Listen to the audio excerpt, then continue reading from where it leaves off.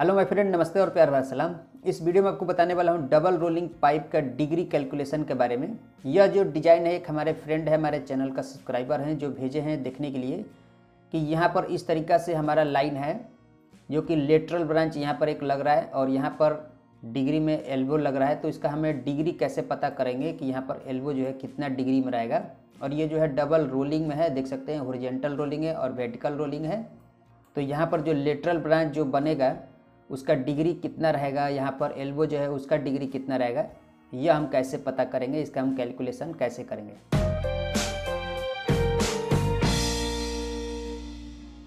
तो यहाँ पर देख सकते हैं इसका जो डायमेंशन दिया गया है, फर्स्ट डायरेक्शन जो है इसका 2 मीटर 1 यहाँ पर हमने लिया है। तो इसी तरीका का उनका भी डायमेंशन था। और जो इसका हॉरिजॉन्टल जो डायमेंशन है 1350 यहाँ पर डायमेंशन दिया गया है। उसके बाद इस सेंटर से यहाँ से लाइन ऑफ के तरफ जो हो रहा है 1450 mm जो है हो रहा है, यानी कि 1450 mm यहाँ से लाइन ऑफ के तरफ मूव कर रहा है। और हॉरिजॉन्टल जो डायमेंशन है यहाँ पर जो लाइन मूव कर रहा है वो 1350 mm ये जो लाइन जो है रोल हो रहा है। तो इसी के हिसाब से जो अगर हम इस तरफ से अगर हम इस लाइन को देखेंगे तो ये जो है लेटरल ब्रांच जैसा यहाँ पर ये हो जा रहा है, देख सकते हैं। तो एक तो ये लेटरल ब्रांच है, ऊपर से ये अपने सेंटर से ऊपर की तरफ रोल हुआ है, यहाँ से ये लाइन रोल होगा। तो इसका हम डिग्री कैसे पता करेंगे, तो यहाँ पर क्या करना है, आपको इस तरह से एक कैलकुलेशन करना है। इसका जो एक फाइनल कैलकुलेशन होता है यहाँ पर इस तरीके से आपको इसका निकालना है। यहाँ पर जो वर्टिकल डायमेंशन और ये हॉरिजॉन्टल डायमेंशन, ये दोनों को कैलकुलेशन करके आपको ये जो है एक जो है फाइनल डायमेंशन यहाँ पर आपको इस तरीके से निकालना है, जिसका यहाँ पर डायमेंशन आया है 1981। तो ये हम कैसे निकालेंगे ये मैं आपको पहले बता दे रहा हूँ कैलकुलेटर के जरिए। तो फ्रेंड इस तरीके से आपको कैलकुलेटर में जाना है और यहाँ पर टाइप करना है रूट का बटन और ब्रैकेट लगा लेना है। और यहाँ पर हम टाइप करेंगे 1450 और ये X2 बटन दबा देना है। तो इस तरीक़े से देखिए आएगा ये, और इसमें प्लस का बटन दबाना है। और उसके बाद फिर से ये वाला डायमेंशन डालना है 1350 और X2 फिर से दबा देना है। तो यहाँ पर देखिए आंसर आ गया 1981। तो देख सकते हैं हमने यहाँ पर ये फाइनल जो डायमेंशन होता है इस तरीक़े से, तो 1981 यहाँ पर ये डायमेंशन आ गया है। तो इस तरीक़े से आपको ये जो है पहले डायमेंशन निकाल लेना है। और उसके बाद आपको ये वाला 189 और ये 2001 से हम कैलकुलेशन करके पता करेंगे कि ये जो लाइन है ये जो डिग्री में है पाइप वो कितना डिग्री में है।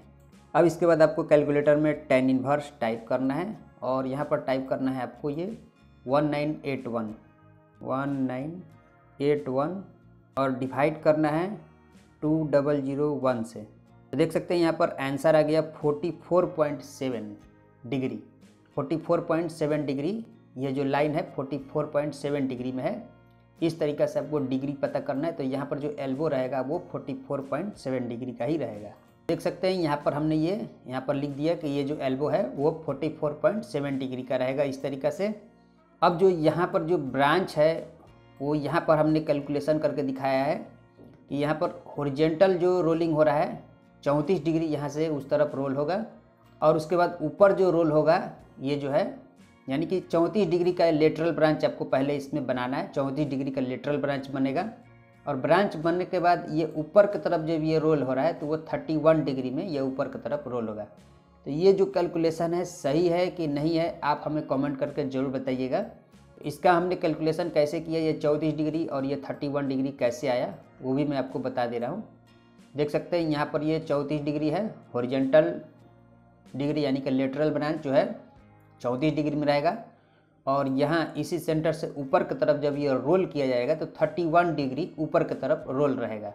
यहाँ पर जो रोलिंग आएगा वो 31 डिग्री का रहेगा, लेकिन पाइप जो है वो 44 डिग्री में ही रहेगा। लेकिन यहाँ पर जो डिग्री आ रहा है वो 31 डिग्री आ रहा है। इस तरह से हम कैलकुलेशन कर रहे हैं तो ये ऐसा डायमेंशन आ रहा है। तो ये डायमेंशन सही है कि नहीं है आप हमें कमेंट करके ज़रूर बताइएगा। तो इसका ये कैलकुलेशन हमने कैसे किया यहाँ पर, तो यहाँ पर जो डायमेंशन है इस तरीक़े से हम tan इनवर्स लिए और 1350 और डिवाइड कर दिए यहाँ पर 2001 से।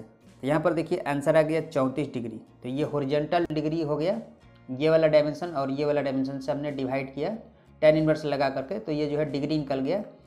कि ये जो है लेटरल ब्रांच जो है 34 डिग्री का रहेगा, यहाँ पर जो ब्रांच रहेगा इस तरीक़ा से देखिए टॉप व्यू में, यहाँ से ये लाइन उस तरफ 34 डिग्री में ये ब्रांच बनेगा।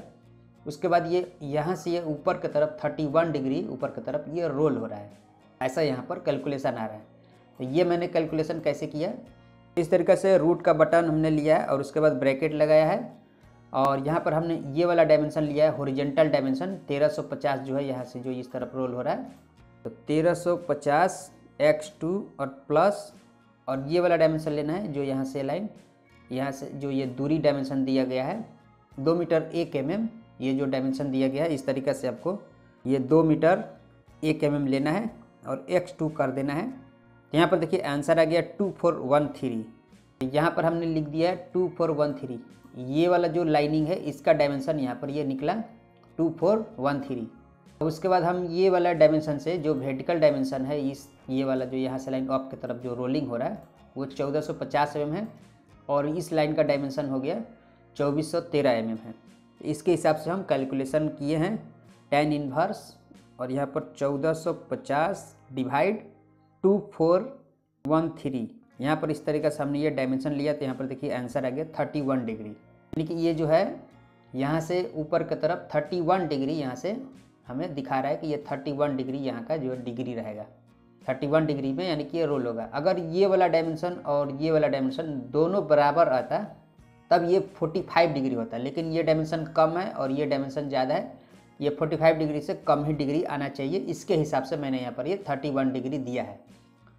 अगर यहाँ पर टी ब्रांच जैसे कि लेटरल ब्रांच ना होकर के इसी तरीक़ा से हॉरिजॉन्टल पोजीशन में यहाँ से एक पाइप जाता तो यहाँ का जो एल्बो है वो भी 44.7 डिग्री का ही रहता, लेकिन यहाँ पर पाइप आ गया है बीच में, यहाँ पर लेटरल ब्रांच बन रहा है, इसीलिए यहाँ पर 31 डिग्री ऊपर की तरफ ये रोल रहेगा और ये जो लेटरल ब्रांच जो रहेगा 34 डिग्री का रहेगा और ऊपर में जो रहेगा 31 डिग्री ऊपर के साइड में इसको रोल किया जाएगा यहाँ से। अब उनका क्वेश्चन है कि इसका हम रोलिंग कैसे चेक करेंगे, फिटिंग होने के बाद इसका हम डिग्री कैसे पता करेंगे कि उतने डिग्री में हुआ कि नहीं हुआ।